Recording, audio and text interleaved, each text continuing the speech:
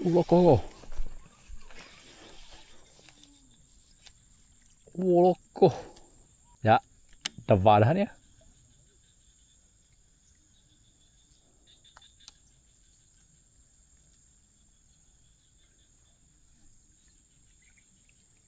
Bol tambah. Bol tambah.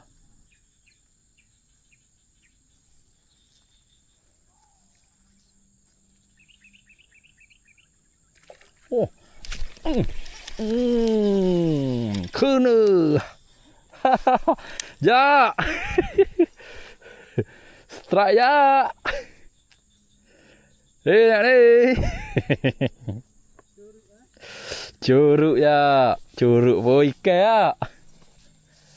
Strike. Tak dia bully aku yang curuk ni. Strike menggunakan casking Spartacus.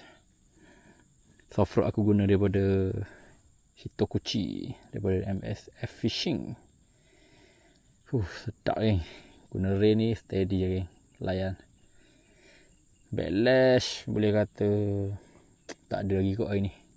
Lulus. Kalau cari ray anti backlash ni, nanti check di beg kuning gue. Harga makin murah sekarang.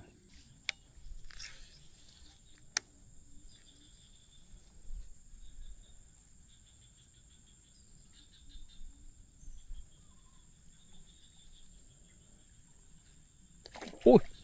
Wow. Depan ni je. Crispy ya.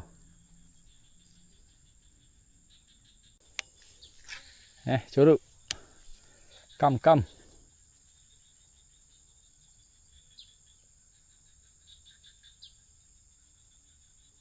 Sambar ya. Aku panggil kam.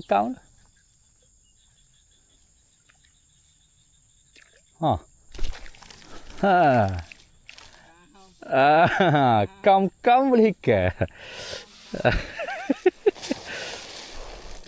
Kam juga Strike lagi curut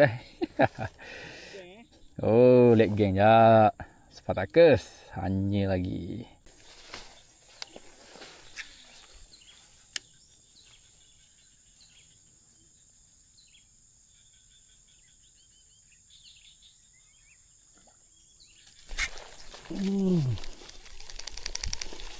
Oi.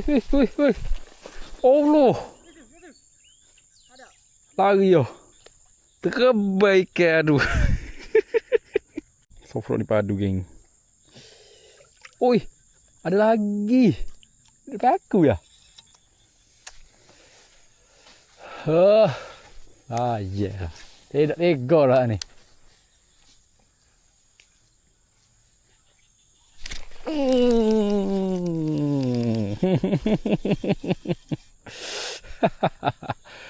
Baru kecek ya. Baru kecek. Jahat lah soft rod. Tergamak soft rod ni muat gitu. Pakai soft rod lain tak boleh makan geng. Sombak je Hitokuchi ni. Kecil, besar, semua ambil. Soft rod ni geng. Jahat